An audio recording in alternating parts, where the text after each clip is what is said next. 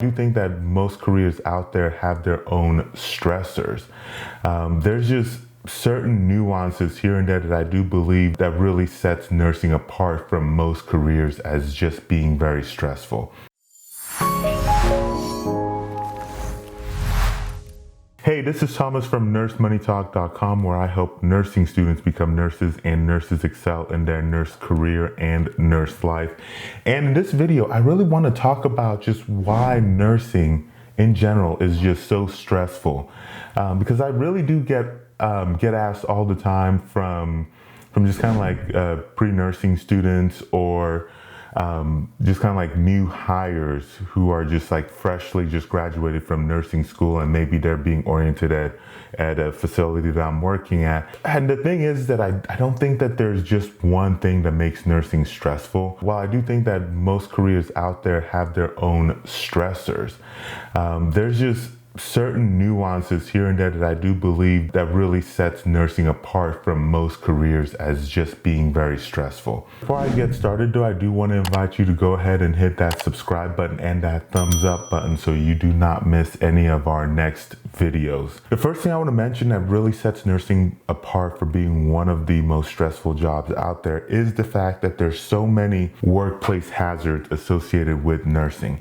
So for starters, I do want to mention that you'll see that these two really go hand in hand, though I am separating them out, because when you're looking at workplace hazards, so for example, if you're looking at working on an oncology floor, you'll be dealing with situations where it comes with like giving chemo drugs. And so those medications, you really have to take a lot of precautions when it comes to giving them. They can be very detrimental to the person giving those drugs if you're just not being careful with how you're handling or following safety protocols. And then you're also looking in situations where like you're dealing with people with contagious illnesses and diseases as well. And so those are some workplace hazards that a lot of jobs don't have to deal with. And then you're looking at situations where like if you're giving drugs and, with injections and whatnot, getting stabbed by needles, those are just a lot of things that you just kind of have to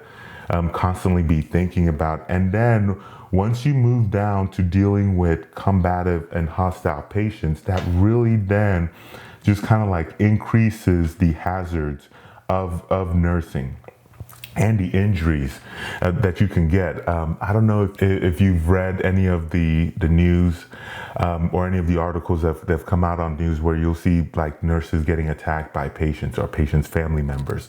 Like in this, like even I have a story as well. Actually, I have several stories as well, where one in particular that I'll mention where I was working, this happened to be on a mental health floor.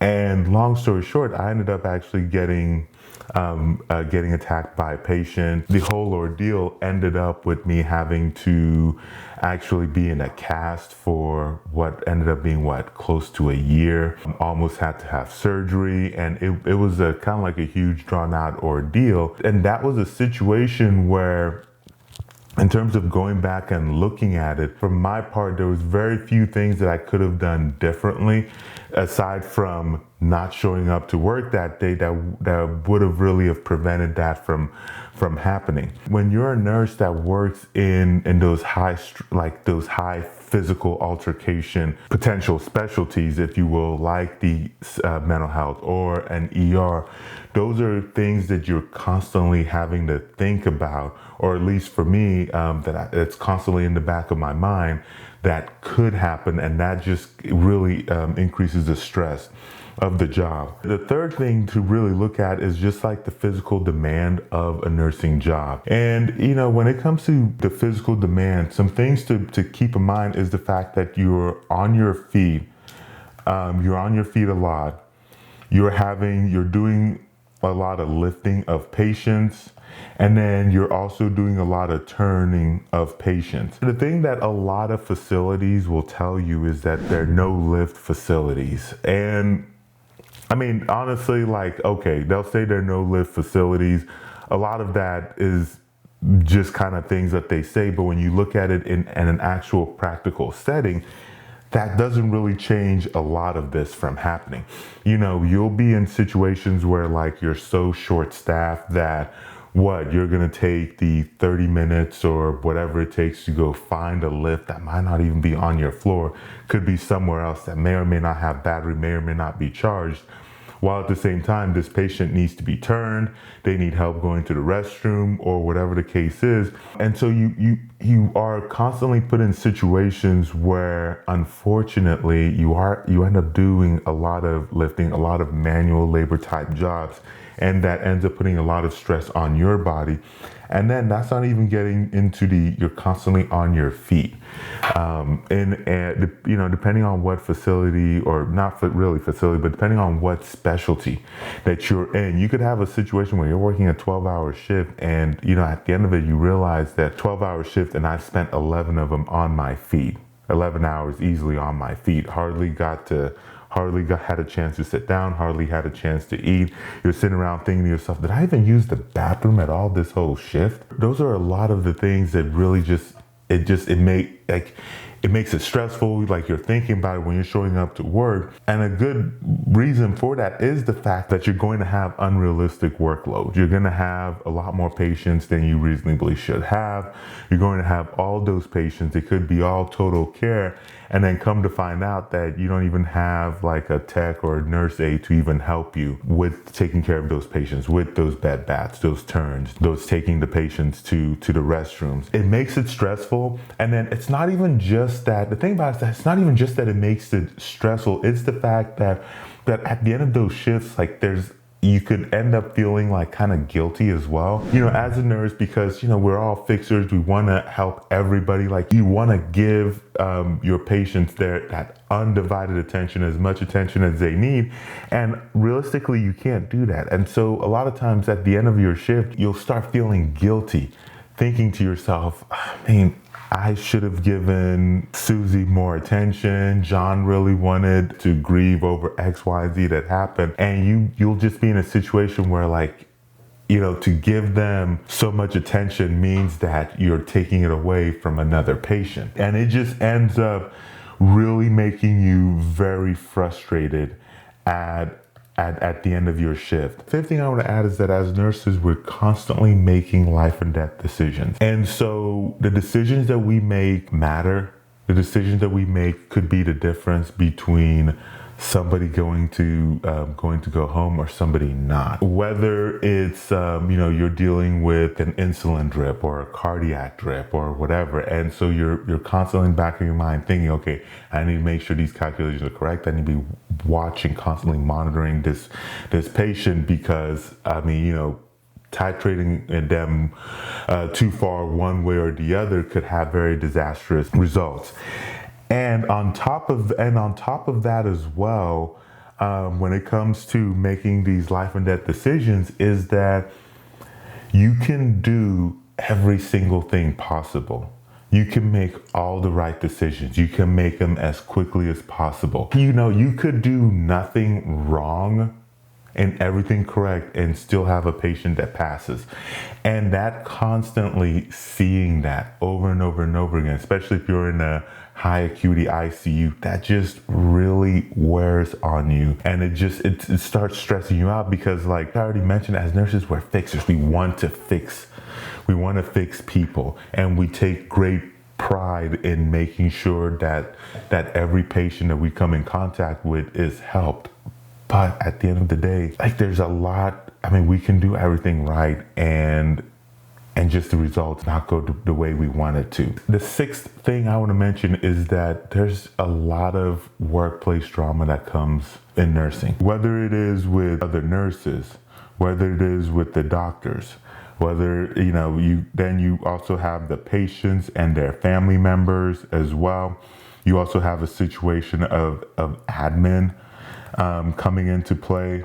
It just, there always seems to be just a never-ending drama when you're working as a nurse. Everything from, like, when it comes to family, like, who has the power of attorney? Well, the power of attorney says this, but you have, like, the long-lost sibling, the sister or brother or step whatever that nobody has heard about or talked to in years, but is now showing up, and then you have to deal with that that family dynamic. You'll have potentially situations of just kind of like dealing with nurses or doctors who have very toxic personalities, and so you're having to deal with those dynamics, or if not toxic but very strong personalities.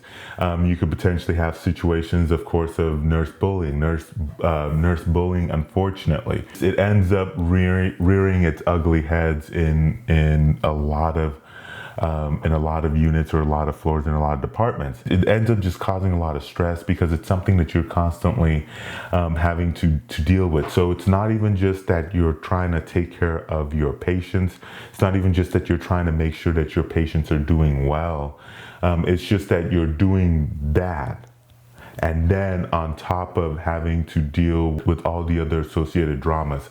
And one of the things that I've actually have come to realize when it comes to nursing, and especially looking at specifically the family dynamics at play, is that at nursing there's a part of holistic care, which as nurses we're supposed to be doing, is that family gets wrapped in that as well. And it gets wrapped in because if it's something that affects the patient, it's something that concerns the patient, and it's something that directly or indirectly you get brought in as well, just because the patient is involved. The next thing I want to mention, which is number 7, is just the charting that's involved when it comes to nursing and just healthcare in general. There's a lot of charting. There's a lot of double charting. As the saying goes, if you didn't chart it, it didn't happen. And because of if you didn't chart it, it didn't happen, like you'll spend a lot of time just kind of thinking to yourself when you go home, oh, did I chart this? Did I chart that? Oh, I should have charted this. Like this might not have been a big deal when you were at work, but then when you go home, you're thinking, oh, that was a big deal. I should have included it in the notes. You'll spend a lot of time after work, after you do patient handoff, just trying to catch up on charting. I was just at work the other day and came in, I did my handoff to the nurse, and then I ended up spending 2 hours afterwards trying to catch up on my charting, just because a lot happened during the shift and there was just a lot of moving pieces. And of course, while you're in the middle of your shift, even though it is best practice would be to chart things as they happen, at times it's just not realistically possible. At times you're just maybe like, in your brain, like you're just kind of making like quick little notes that you're just making along with the times, and then you're trying to go back later and then fill in the gaps. And so you end up having a situation where, your shift should have ended at 11:30, and then 12:30, 1:30, you're just then finishing up the charting. That piece of nursing, which is the charting, ends up just being so stressful because, on one hand, I really wish that there was another way to be able to gather all that information without really having to deal with charting, but at the moment, there's not really a better way to deal with it. The last part that I really want to mention when it comes to just how stressful nursing is just the long and irregular shifts. A lot of nursing, especially if you're new, while a lot of people might want an 8-hour shift, that may or may not be the case. So you'll probably get a lot of 12-hour shifts. You might have a situation where you're working nights. And then, of course, there's always the holidays and weekends. And so what this means is, one, you're potentially working very long shifts.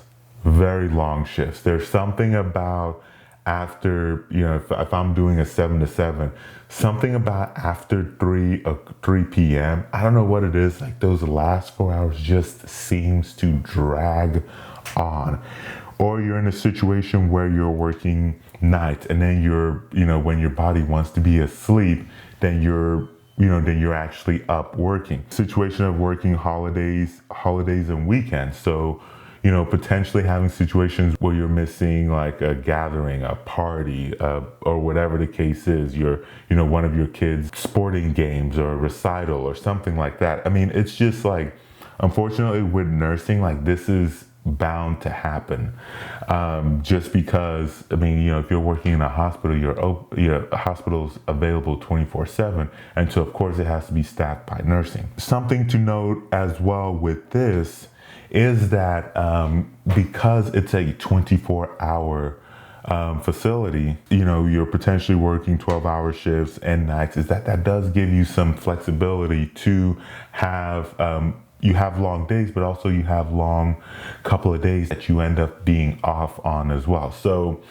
one of the things is, previously in a job I used to have, I was working like 16-hour shifts, and so I was working like what, 3 days in a given week, and then I would have the rest of the days off. And so what I've seen some nurses do is that they'll stack, like, so if they're working 12s, they'll stack last days of the week and then the first 3 days of the following week. So they'll have like what, 6 days on, 7 or 8 days off, or something like that. And while that makes like a very long stretch, I've worked those, like, 6, whatever, 7+ days in a row stretch before. It's very long. Probably would not recommend it, but either way, once you get through that, then you have like 7 or 8 days off. So that makes it really nice, especially for wanting to go on vacation without really using any, or using a minimal amount of vacation time as well. With all of this said, I don't want it to seem like, there's not a good side to nursing, because there really is a good side to nursing. I think when you're looking at the stress, I think every job has its stress and every job has good things about it. And one of the good things that I'll say about nursing is that you are making a huge difference in the lives of people. You get to be there and comfort the grieving family.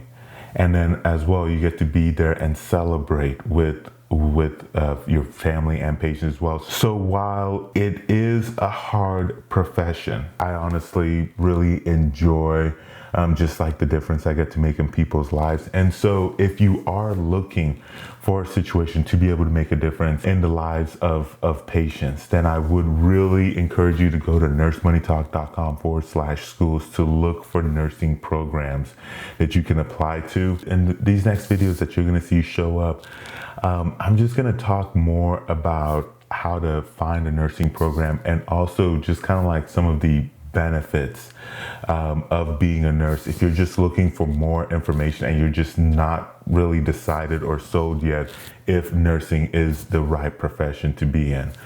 Thank you so much for watching this video, and I will catch you very soon in the next video.